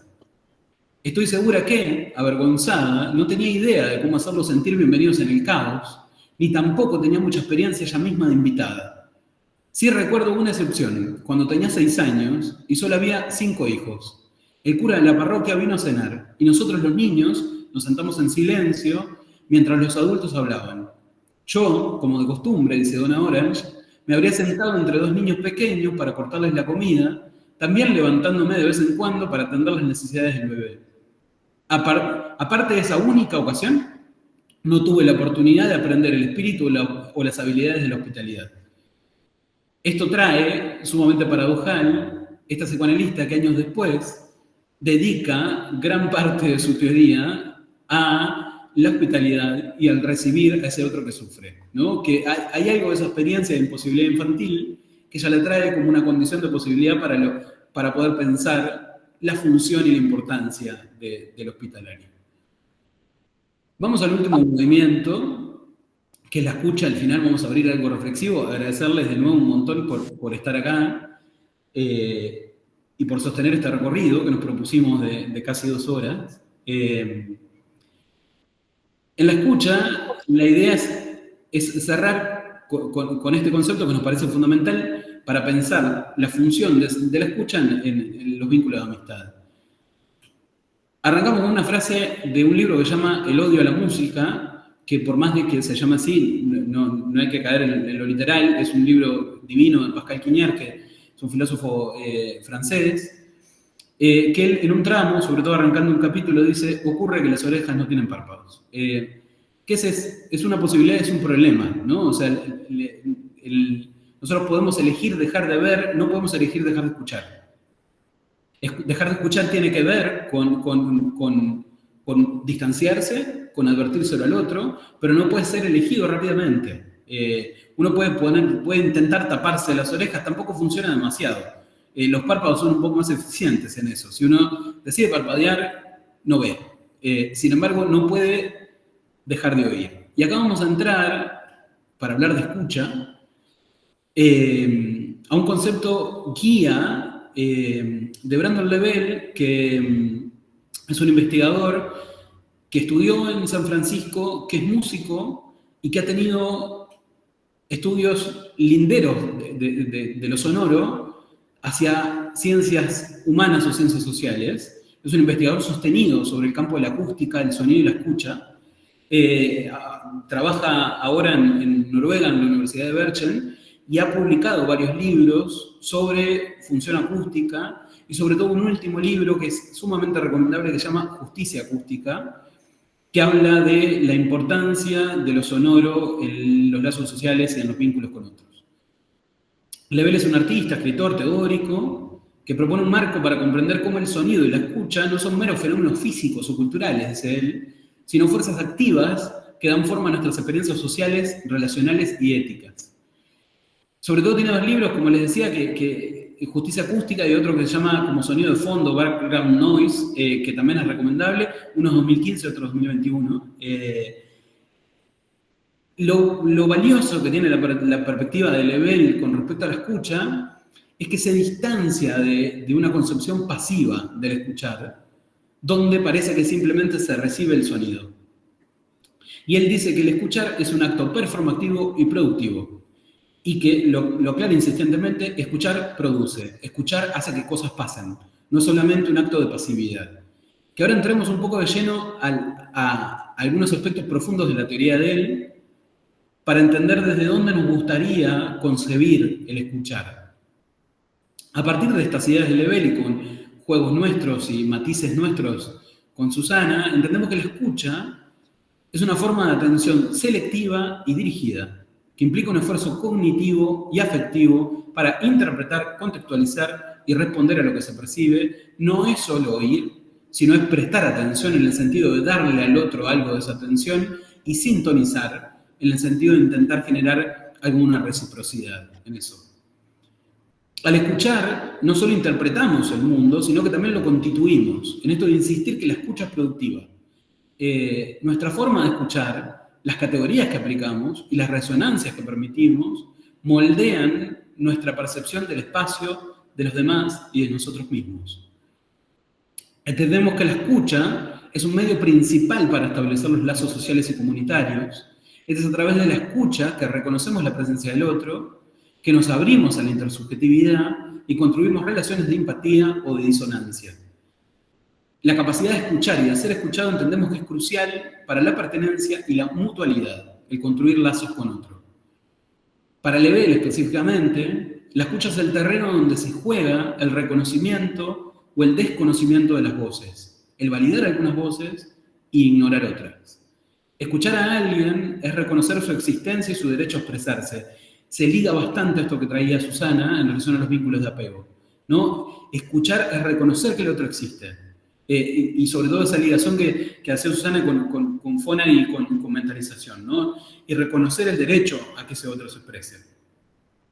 Por el contrario, la incapacidad o el rechazo a escuchar puede ser una forma de silenciar, marginar o incluso deshumanizar. Sin embargo, no toda escucha debe ser de acuerdo. No debemos estar de acuerdo con todo lo que escuchamos. La escucha también permite la disonancia, la fricción, el desacuerdo productivo, y él dice son vitales para el debate democrático y para la convivencia plural. Hay algo de esa función de la escucha que es muy importante. Siguiendo a Lebel, enfatizamos como en una importancia de la escucha atenta. Y en el carácter ético, sobre todo, de la escucha atenta. Entendiendo e insistiendo que no es pasiva, sino que implica como una profunda receptividad y disposición a ser afectado por lo que se escucha. Tiene un carácter ético muy, muy pesado, ya que requiere como esa apertura, hospitalidad, esa apertura como a la vulnerabilidad del otro, ¿no? Ese ser hospitalario con la vulnerabilidad del otro y dialoga con lo que hablábamos en el movimiento anterior. Es una forma Lebel dice, de dar oído al otro, que sienta las bases como de cierta comprensión mutua, y él usa esta palabra fuerte, de justicia. Él trae, sobre todo en uno de los últimos libros, el escuchar como un acto de justicia acústica, que reconoce al otro en tanto otro y se le otorga la posibilidad de oírlo. Lebel además trae un concepto divino que es el de ecologías poéticas de resonancia, ¿no? O sea, permitir a nivel de los lazos sociales, de la comunidad, de la clínica, esa posibilidad, esa resonancia y de darle lugar al otro y de validar la existencia del otro, ¿no? De cultivar como una interconexión entre el sonido, el cuerpo, el espacio, promover la mutualidad, el civismo y una ecología, cierta convivencia que valide como el interés común. Y entendemos que algo de eso es crucial y muy importante en los vínculos de amistad en la adolescencia. Que la escucha atenta tiene que ver con una de las funciones que viene a inaugurar la amistad en la adolescencia. Obviamente, los niños o estos adolescentes han vivido experiencias de escucha atenta de parte de otros, pero que la amistad reedita, trae una nueva posibilidad de encontrarse con eso, ¿no? Hablábamos que con Susana nos ha tocado participar en consultorías y trabajos desde UNICEF. Hay un trabajo muy importante que es un programa internacional que se viene llevando a cabo en diferentes partes que ha tenido su adaptación reciente a Uruguay. Es un programa que se llama Yo apoyo a mis amigos, que entiende y valida la función de la amistad en la prevención y promoción de salud mental. Que es un programa bastante innovador en eso, porque muchas veces caemos, lo decía hoy Nicolás al principio, en cierta perspectiva adultocéntrica al trabajar en prevención, en promoción, en salud mental. Y sin embargo, este programa trae como un acercamiento a generar y entender a los amigos como compañeros de apoyo, como personas que son claves en el sostén emocional, que no deben responsabilizarse a solas. Y lo profundo que tiene el programa es que no solo enfatiza en hacer que los amigos puedan ser quienes puedan sostener momentos de angustia, sino también cómo recurrir o en qué momentos recurrir a adultos de confianza y cómo hacer que las instituciones puedan amparar y que los adultos puedan amparar y hacer posible que un amigo escuche, ¿no? Para que un adolescente se escuche entre sí, tiene que haber una posibilidad de una segunda malla que sostenga que si algo de esa escucha resulta insoportable, pueda haber alguien atrás dispuesto a sostener una escucha adulta, una escucha responsable o en caso de ser necesario una escucha técnica. Pero dentro de ese programa, algo que se trabaja, que fue parte como de la adaptación que hicimos acá en Uruguay, es cómo explicarle a adolescentes, que entienden muchas veces lo complejo de las teorías, pero cómo explicar la escucha activa y la escucha atenta. Y una de las cosas que hacemos es llevarle este esquema, que es parte como del programa, que dice, en el primer apartado donde está la primera flecha, por acá, dice, la teoría clásica de la comunicación humana nos dice que existe un emisor que produce un mensaje, que sería esta flecha grande, y llega a un receptor. Con ellos, incluso atreviéndonos a que están estudiando esto en algunas materias, venimos como a complicarles un poco la vida, porque entendemos que en el campo de la salud mental, cuando el sostén afectivo es parte importante del diálogo, entendemos que la forma en que escucha el receptor produce o modifica el mensaje que va a dar el emisor. O sea que ahí lo que entendemos es que no es que hay solo un emisor que produce un mensaje y que llega a un receptor, sino que hay algo de la forma del escuchar que modifica lo que el otro va a decir. En ejemplos prácticos le decimos, si ven a un amigo muy angustiado porque le pasó algo y uno mira el celular o no lo atiende demasiado, bueno, posiblemente ese amigo, lo profundo, lo doloroso, pueda no decirlo, porque algo de la forma que escucho produce o modifica lo que el otro va a decir. Y que esto tiene que ver con algo que continúa un poco esto de justicia acústica de Lebel, ¿no? Que deberíamos generar o producir o facilitar que las comunidades entiendan que el escuchar es de un sostén clave, que la escucha comunitaria es muy importante, que no todos los malestares en salud mental deben ser escuchados por un técnico y que las comunidades pueden aportar un sostén afectivo primario como una especie de primera ayuda psicológica y que eso va a incidir mucho la forma en que el receptor escucha. Y que muchas veces la escucha técnica lo que viene a traer, que podía ser ofertado, no con las mismas características de otros espacios, es que tiende a haber un receptor que escucha atentamente. Y que deberíamos poder producir que las comunidades se atrevan a eso, sin dar una respuesta específica, técnica o clínica, porque no es su rol, pero sí poder escuchar atentamente como una experiencia aliviadora y organizadora, para que después, si ese malestar desborda, pueda llegar a quienes puedan dar una respuesta más específica. Pero que hay algo de esto, de que como recibimos el mensaje, producimos lo que el otro dice, que tiene, entendemos, como una importancia clave. Volvemos a aquella investigación que hablábamos de la Universidad de La Plata, donde algo de lo que encuentran dialoga con esto que decíamos recién. Fernando Miranda, que es el que coordina la investigación, dice, escuchamos en los distintos dispositivos asistenciales la función que ocupan los vínculos de amistad en la adolescencia. Dice, y hemos escuchado las siguientes frases. Me detuve de hacerme daño al pensar en mis amigos. Me pude aliviar porque pienso que si me lastimo le hago mal a mi amiga. Le prometí a mis amigos que voy a dejar de cortarme. Y ahí ellos identifican que estos lazos de ternura en la amistad ofician de un terreno para compartir experiencias, angustias y maltratos. Incluso hacen de borde al desborde pulsional. Dice, pueden hacer de borde.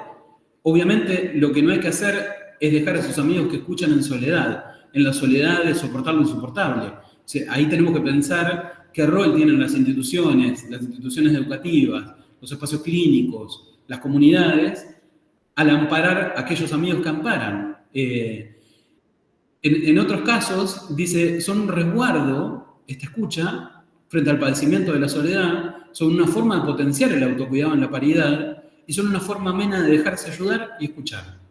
Esto dialoga mucho con parte de lo que traíamos al principio, parte de lo que traía Susana como de la experiencia de apego y esa reedición que se genera, parte de esto hospitalario de poder estar dispuesto a alojar el malestar del otro, y de esta función crucial de la escucha. Estamos llegando a cierto cierre para abrir las reflexiones, un cerrar ahí para abrir. Creo que es necesario como aclarar que como adultos referentes podamos reconocer que ese fue un poco el intento, la quimera de este encuentro, entre teórico, clínico y deambulando en diferentes lugares, que podamos reconocer por lo menos la función crucial que tiene la escucha en los vínculos de amistad en la adolescencia, que muchas veces lo bello de la adolescencia, así como lo más difícil, puede llegar primero al oído de un amigo que al de un adulto.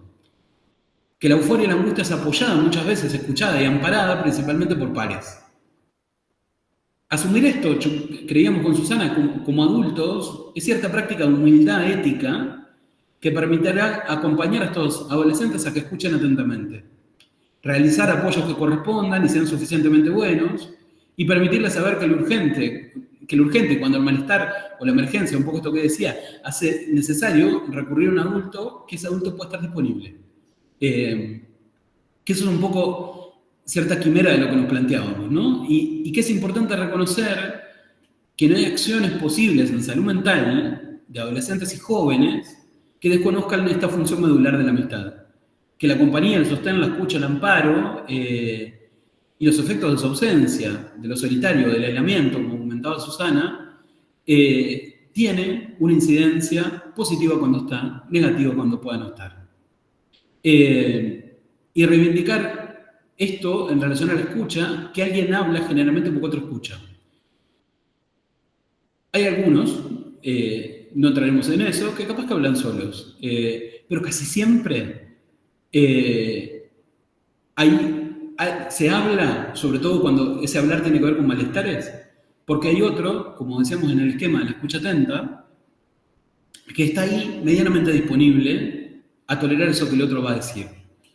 Y que esa escucha produce lo que el otro dice. Que eso nos parecía importante.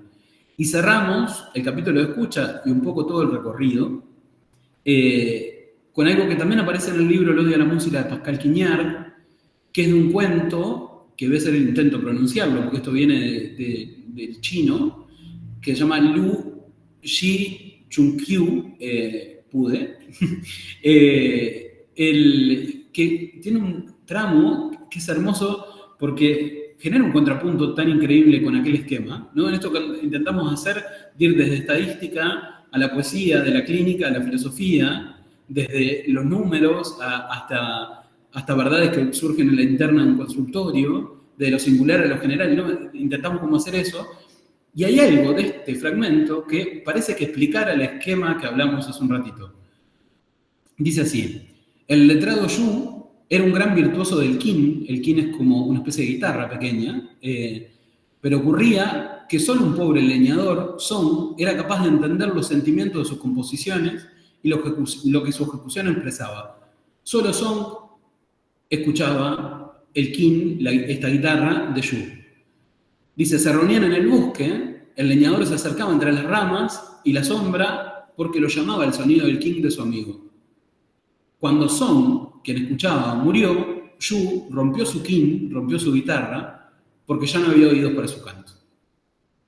Y algo de esto dialoga de manera muy directa con algo de lo que intentamos decir, ¿no? O sea, la palabra tiene sentido porque hay alguien que escucha, y la amistad en la adolescencia tiene una función de amparo cuando está, que es muy importante. Y así que la idea era cerrar un poco el capítulo de escucha y en general, y pasamos a ciertas reflexiones, dudas, comentarios, críticas y todo lo que puede ir surgiendo.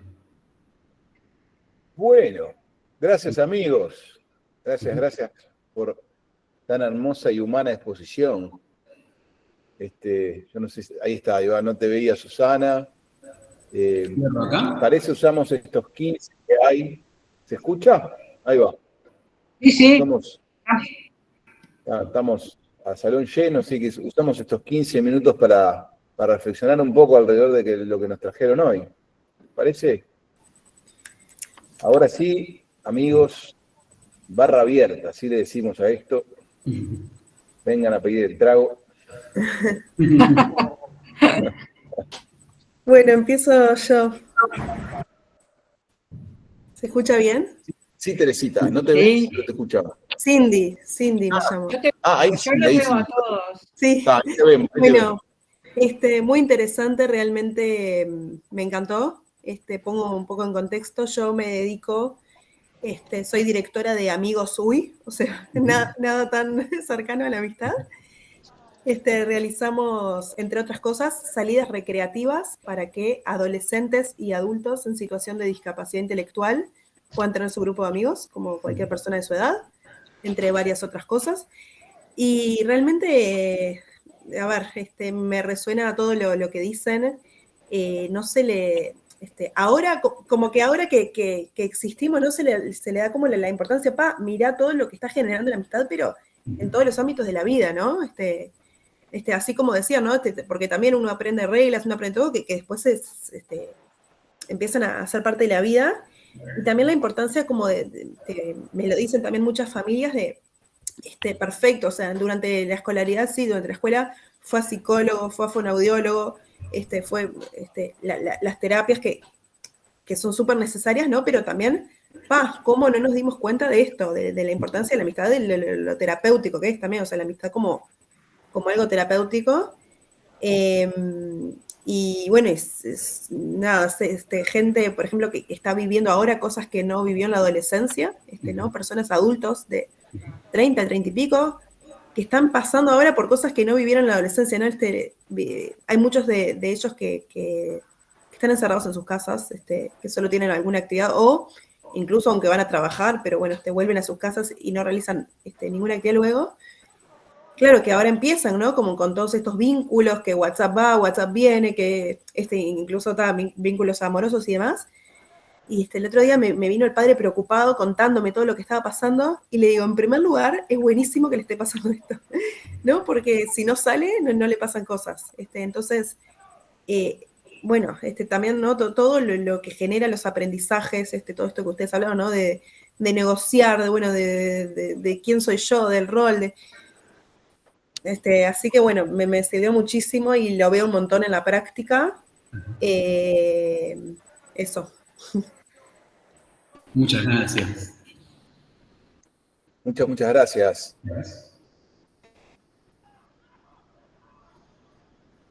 Olga, ¿no? Hola, Olga. No, ahí te veo.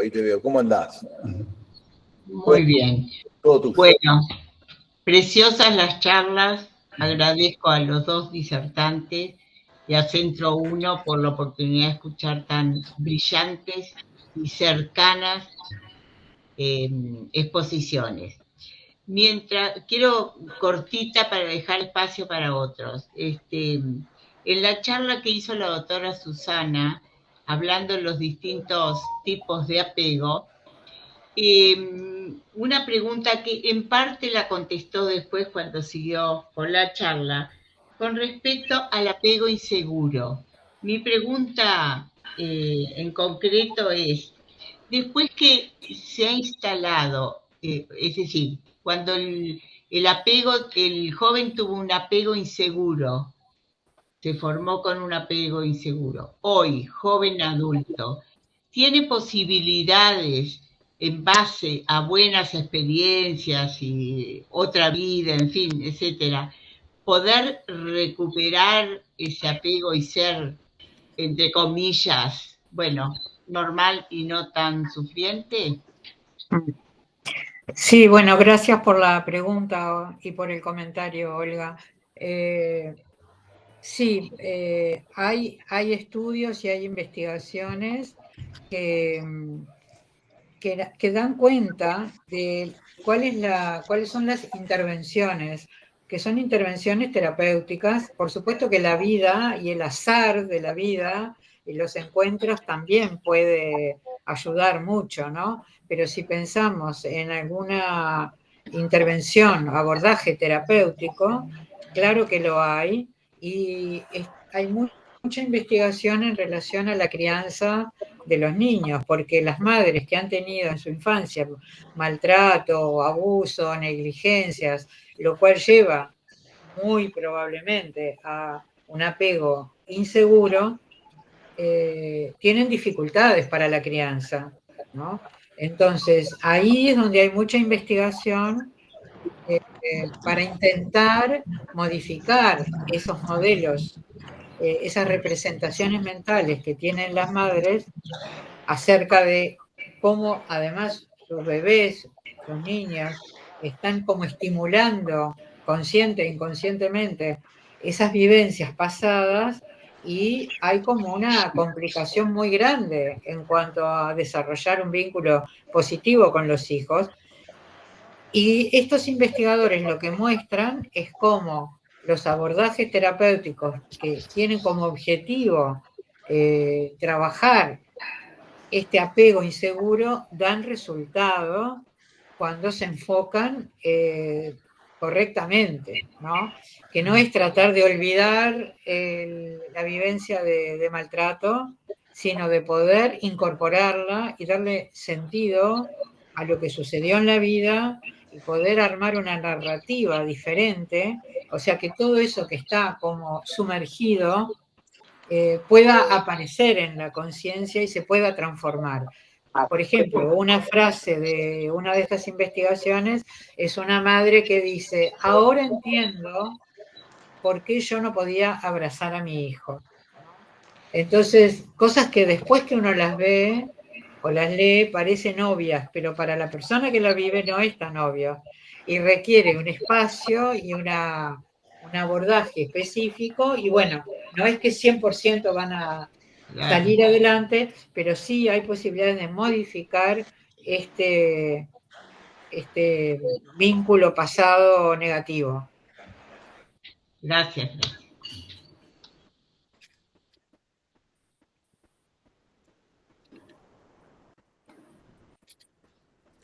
Hola. Además, Rey, adelante. Sí. Hola, Nico, soy Marita, soy Mari, desde Santiago de Compostela.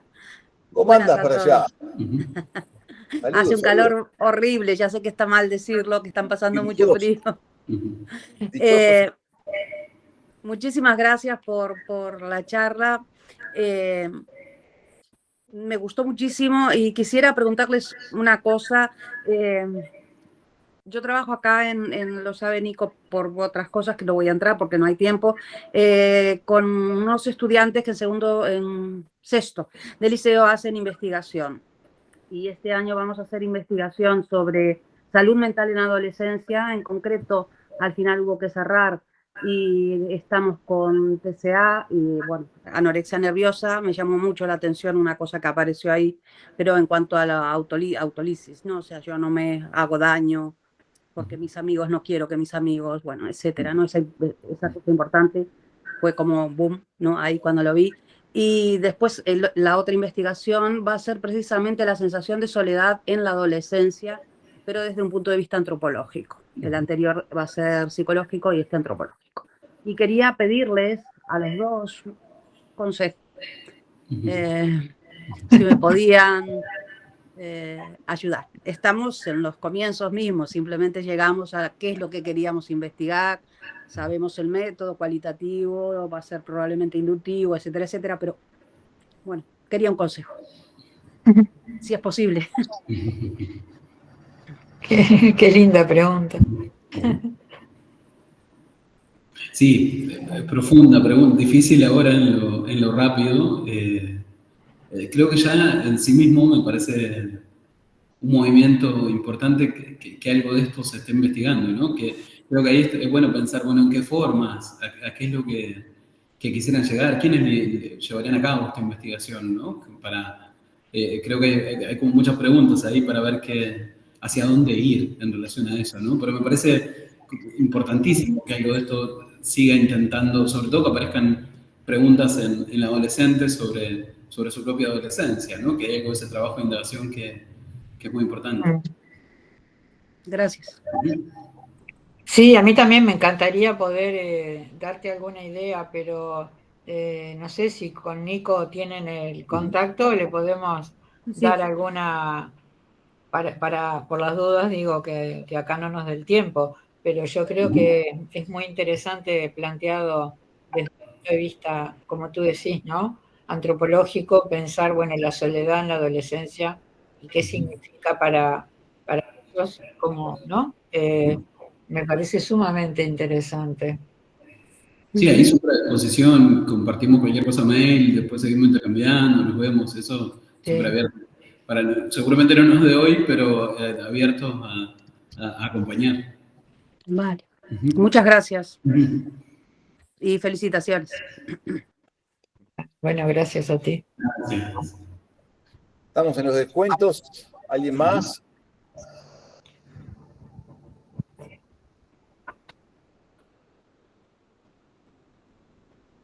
Levantaste la mano nuevamente, Marita. No te quiero dejar con la palabra en la boca. No, perdón, fue sin querer, la quise bajar. Ok. No, yo quería como también comentar algo, ¿no? Que no lo dije al principio, que era como que a veces hay temas que uno aborda en salud mental adolescente y que son temas como que le pasan a otros, ¿no?